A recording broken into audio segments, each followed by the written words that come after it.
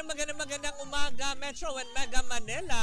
At syempre sa lahat pa rin po ng mga nakatutok sa ating digital platforms on Facebook, TikTok, and of course sa ating team replays on YouTube channel. Isang magandang umaga sa inyong lahat. At eto na ang Chika sa Arena. Hatid yan sa atin ang Arena Plus, astig sa sports. Na nakakaloka dun na highest level nga naman, mga pangga talagang mamayang gabi.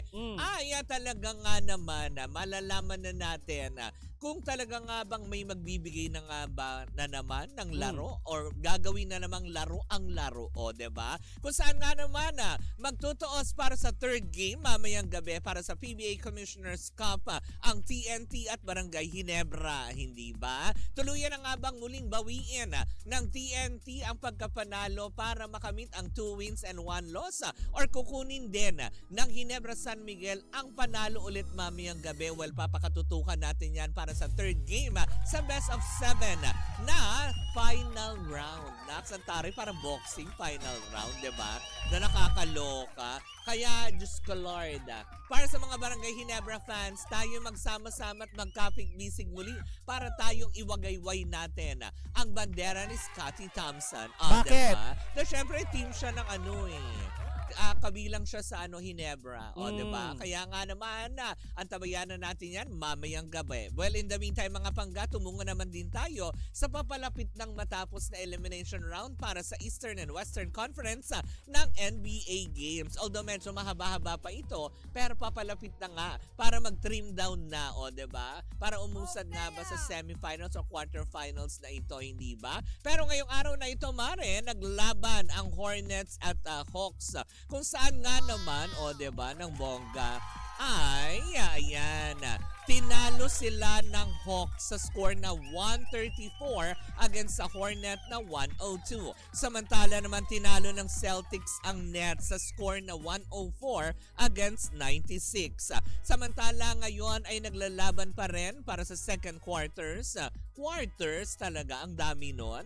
Ang Warriors at ang Bucks, kung saan lamang ang Warriors sa score na 54-39 ng Bucks. Samantalang second quarter game din kasi simula pa lamang ang labanan ng Clippers at ang Cavaliers. Samantalang lamang ang Cavaliers sa score na 45-40 ng Clippers. At yan po muna mga kaganapan sa mundo ng NBA para sa Eastern and Western Conference. At sa iba pang balita, Mare, pasok!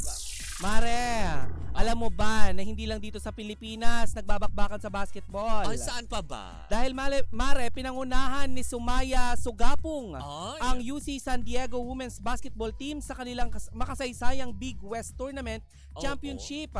Ang una nilang titulo mula nang umangat sila sa Division 1. Dahil dito ay nakapasok sila sa US NCAA March Madness sa kauna-unahang pagkakataon. Bago ang championship ay ilang beses nang kinilala si Sugapong bilang Player of the Week at siya rin ang nagbuhat ng kupunan nang maisalpak niya ang game-winning layup kontra Top Speed Hawaii na nagdala sa kanila sa finals. Ay, in fairness, congratulations. Correct. Samantala, Mare, sa kabilang dako naman, isang bagong Philippine record ang naitala ni Carlos D. Imus sa men's 20-kilometer race walk matapos magtala ng 1 hour, 30 minutes and 3 seconds sa 20-kilometer Asian Race Walk Championship sa Nomi, Japan. Hindi lang yan. Siya rin ang nanguna sa lahat ng Southeast Asian competitors at talo ang mga pambato ng Indonesia at Malaysia. Diba? Bonggang kababayan natin. Nakakaloka. Ito pang huling balita, Mare. Pinatunayan ni Lee Van Corteza na siya pa rin ang hari ng mesa matapos niyang makuha ang championship title sa 2025 US Open Bank Pool Championship sa Las Vegas, Nevada. Natapos niya ang matinding laban at itinaob ang lamesa.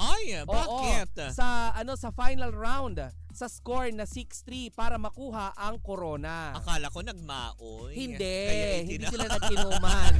Bakla ka. Akala ko nagmaoy kaya itinaob yung mesa. Diba ginagawa lang yung literal tayo dito? Di ba usually ginagawa yun ng mga nagbabago? Oo. Pero yun na nga, para mas gawin natin ka-exciting at kaastig-astig ang araw mo. Aba, eto na, di ba? Siguraduhin mo na naka-download ka na ng Arena Plus app sa iyong mga cellphone para mas maging astig ang araw mo dahil ang Arena Plus lang naman, di ba? At pinanghal bilang Best Sportsbook Operator for 2024 Sigma Asian Awards kung saan ito talaga magpapabago ng paraan mo sa pag-i-enjoy ng mga paborito mong laro, hindi ba? Ito ang astig sa Arena Plus na hindi mo na kailangan pang humanap, 'di ba? Kung bakit siya naging astig dahil kompleto na, all-in-one siya, kumbaga parang package na.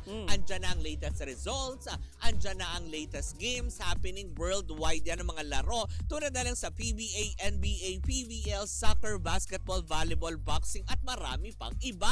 Kagaya ng sinabi mo, Mare, ay pwede ring masubaybayan ng live games sa international sports properties.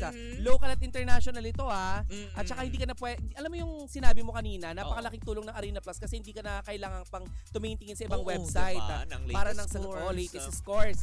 Sabi nga ng Arena Plus, all-in-one na, anytime at anywhere pa. At wala ka rin dapat ipangamba dahil ang Arena Plus ay license ng Philippine Amusement Gaming Corporation o PAGCOR para masiguro na legal at secure ang gaming environment ng ating mga user. Correct. At dahil gusto namin na astig ka, astig rin ang endorser ng Arena Plus dahil kaastig mo ang Pinoy basketball sensation sa mundo ng PBA na si Scottie Thompson. Woohoo! At ang Pinoy pride na umaariba naman sa mundo ng NBA ang phenomenal film ang basketball star na si Jordan Clarkson. Hello sa'yo! Kaya nga naman gawin natin astig ang ating gaming experience habang pinapakinggan natin ang official jingle na Halina sa Arena performed by one and only Glock 9. Diba? O Mare, ang Arena Plus ay official endorser lang naman ng PBA, PBL at Gilas Pilipinas. Kaya mag-download na ng Arena Plus app in your cellphone on Google App Play and Play Store. And you can also watch it on arenaplus.ph. At sa Arena Plus, astig sa sports. Paalala lang po natin that gaming is 21 years old and above only.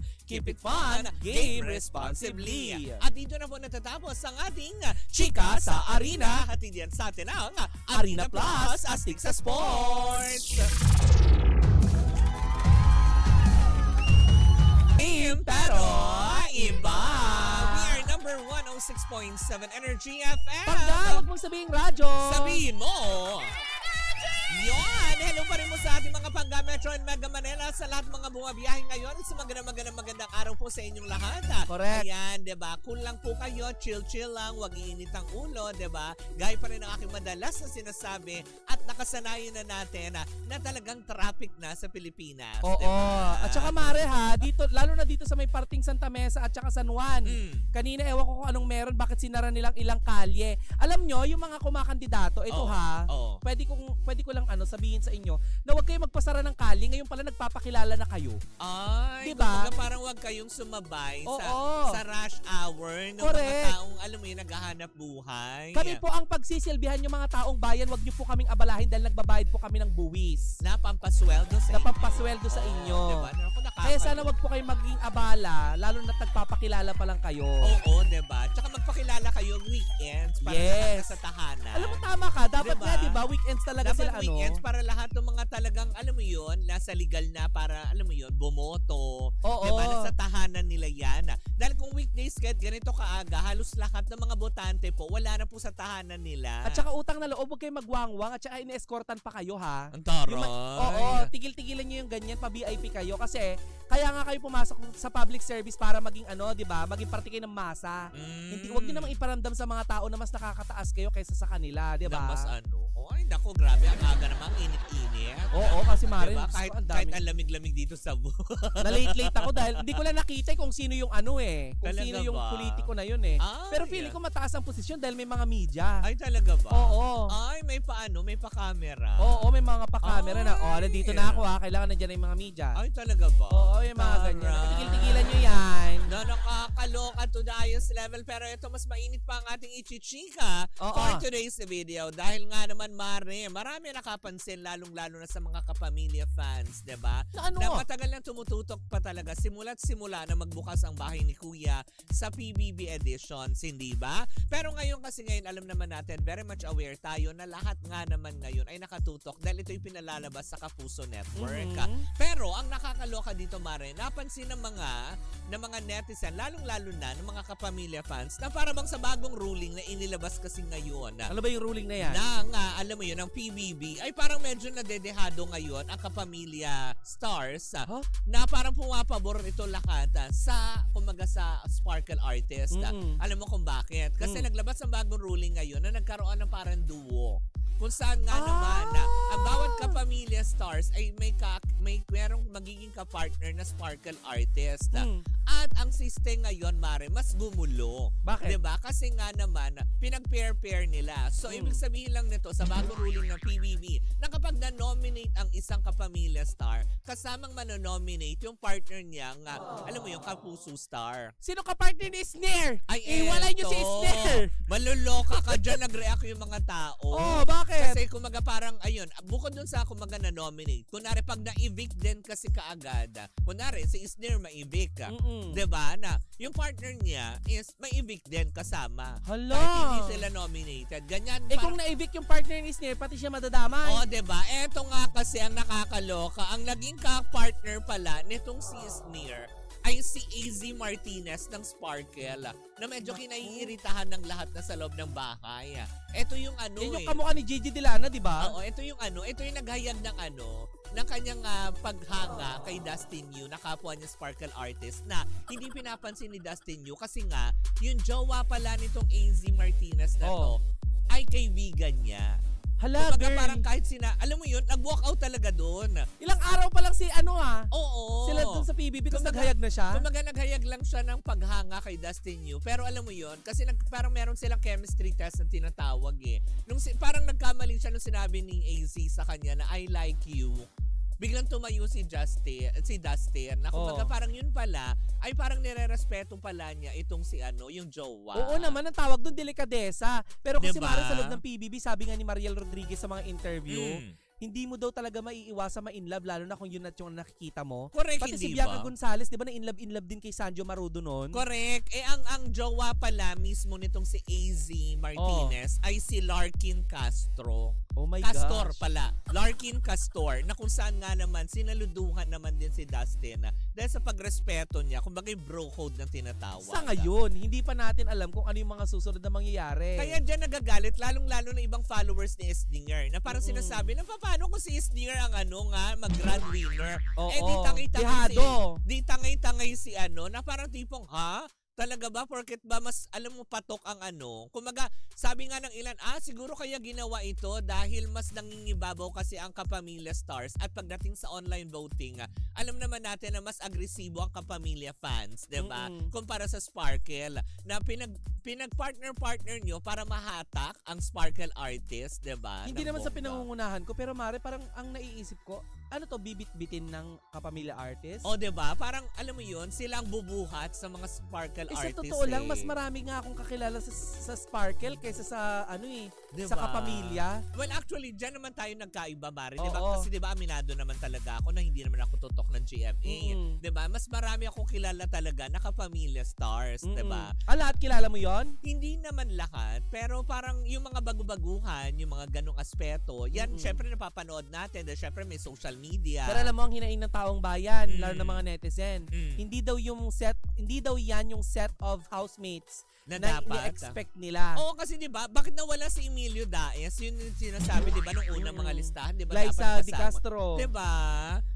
'Di ba? Kasama dapat 'yun. Pero eto na nga mga magpa-partner. Ang mga taga-Sparkle na si Charlie Fleming, magiging ka-partner niya si AC Bonifacio. 'Di ba? Si Micah Salamanca naman ng Sparkle, si Ralph De Leon ng Star Magic. Si Will Ashley, ayan, ang makaka-partner niya si River Joseph. Napakagwapo nitong batang to, in fairness. I love him. Diba? Yung mga Iba na yung I like naman. I love Girl, him. Huwag ka na mag-jump kagad sa I love him. Talagang gano'n. Kasi lagi ako nakatutok talaga sa kanila eh. Actually, dalawa sila na crush ko dyan. Etong si River tsaka si Michael. Yun lang. Grabe. Yun lang.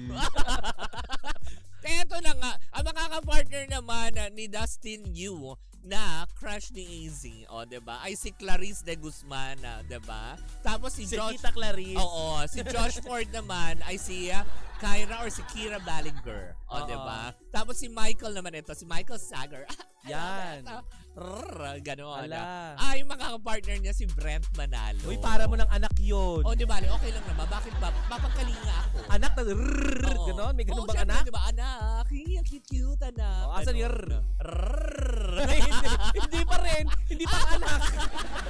Pero yun na nga, marami nga naman na nagsabi na, paano? Masyado namang dehado. Diba? Na paano kung sakalingan, alam naman kasi nila, parang nape-predict nila na posibleng si Esnir nga ang mag-PBB Grand Winner. So paano nga naman, diba? Lalo pat kung ito, kung kapartner siya ni Esnir, kung sakaling may mag-nominate pala dito kay AZ, di alam mo yun, tangay-tangay niya si Esnir. Kasi di ba posible, kasi katulad ngayon, di ba, alam na yan lahat ng mga nakatutok sa PBB. Maraming medyo, alam mo yun, naiiritahan na kay kay AZ. Di ba? AZ Martinez, kasi iba yung AZ. Dalawa kasi silang AZ doon, isang AC at AZ. Etong AZ na ito medyo parang, alam mo yun, nagpapakita na ng pagka-attitude na kasi nga parang napansin na din ng mga madlang people, Mare, na parang buhat ang lumabas si Ivana Alawi sa bahay ni Kuya. Nag-iba-iba na ngayon, parang, lumabas ang kulay. Lumabas na ang kanya-kanyang ganito, may ganyan. Diba? Ang ingay nyo, Hindi. Pero diba na-i-issue din, kasi parang ngayon siya nagsasalita, itong AZ Martinez na to, na meron pala siyang something daw kay Ivana, parang nai-issue siya na parang something na gano'n. Uy, pero eto may mga nagsasabi na baka daw daw sakasakali, baka may papasukin ulit na guest housemate. Actually, may pumasok na, diba? Hindi, may paparating daw na isang malaking artista na magi-guest housemate. Abangan natin yan. Antabayanan natin yan. Sabi naman ni Edel, malapit na ang first eviction may hula na ang mga netizen. Ramdam naman na nila yung kaagad. Pero yun nga talaga, pinoprotesta lang talaga ng ibang taga-suporta nitong si Esnir nga na wag naman sanang ganon. Kasi parang magiging unfair nga naman yan, 'di ba? Kasi mahahatak mo yung partner mo kung hindi naman na-nominate yung partner mo. 'Di ba? Yung mga ganong aspeto. Uy, at saka gusto lang natin linawin at pabulaanan yung mga fake news na si Carmina Villarreal ay ilang araw na nagbantay sa labas ng ng PBB. Binantayan si Ashley tsaka si Mavi. Hindi daw totoo yun. Walang Bakla ang balita, naka-camper van daw ang Carmina sa labas. Diyos ko naman. Diba? Kasi nga naman si Ashley Ortega, parang dun din nalaman na ng tao, diba? Na kasi tinatago nila yung relasyon nila. Nalaman tuloy ng tao nung panahon nung sinulog kasi naspatan sila sa Cebu. Doon sila na, alam mo yun, napilitan na sila mag-out sa public na may relasyon nga naman talaga silang Diyos ko, nakikita naman sila in public, Mara, na magkahawak kamay. Diba? Yung mga ganong aspeto. Pero yun nga, as in talagang hindi po totoo yan na todo si ang Ashley pagbabanta. Ortega ba yung na-videohan na nagbe-vape? Yata. Parang siya yun. Nakasakasama si Mavi, diba? Miss Carmina. Yung tipong, parang nasa isang event sila nun, tas humihipak siya ng bongga. Miss Carmina. Ayaw ni Mother ng ganyan. Sino ba yung dating jowa ni Mavi? Si Leila de Lima. Ano Leila de Lima? Hindi. Si Kailin Alcantara. Ano Alcantara? Kailin Alcantara, yung jowa ngayon ni Kobe Paras, tama? Oo. Kasi naman, di ba, medyo maldi naman yung si Gelam. Uy, hindi natin sure. Ikaw ba, na-meet mo na? Hindi. Ang ibig ko sabihin, kasi di ba yung palitan na maanghang ng salita nila, parinigan sila nung panahon na yun. Pero aminin mo naman, nagsalita din naman si Carmina doon sa part na yun. Hindi naman siya nanahimik. Di ba? Si Carmina pa ba magpapatalo? Di ba may mga video nga na na-splice nga, sinabihan niya ngayong bata na, bakit ka nandito? Chenes. Yeah. May chika na talagang minamalditahan talaga. Ayaw talaga siya ni Carmina Villarreal. Para sa anak niyang si Mavi. Well, sabi nga nila, 'di ba, the mothers always knows best, 'di ba? Kaya talaga? Makakabuti sa kanila. Paano kay Jake Cyrus? Nag-a-apply ba yung mothers knows best? Hindi, kasi Hala, Mare, may palaka. Palaka. May palaka. May palaka. Oo. Mothers knows best. Na mothers knows best. Kaya nga hindi binigay sa kanya lahat ng budget niya eh. Oo. Diba? Ang laki, Mare, ng palaka. But anyways, naku, ayan po muna mga kaganapan at for sure magkakaroon pa ng mga kung ano mang update patungkol doon sa nangyayari sa loob ng bahay ni Kuya. Well, in the meantime, yan po muna medyo inalmahan pa lang ng ilang netizens dahil sa kanilang mga iniidolong mga kapamilya stars na para bang nadedehado dahil pumapabor ito sa mga sparkle artists. Oo, diba? kasi Mari, ang daming mga videos ni Splice para kay Isneer. Oo, diba? Kung matatanggal lang si Isneer ng ganun-ganun lang. Correct. Hindi lang naman ito yung huling pagkakataon, Mari, di ba na may bumabalik, may wild card. Correct. So baka magkaroon ng wild card. Well, malalaman natin yan sa takdang panahon. Well, in the meantime, mga pangga, muli po ako po si Kapitana Sisa. At ako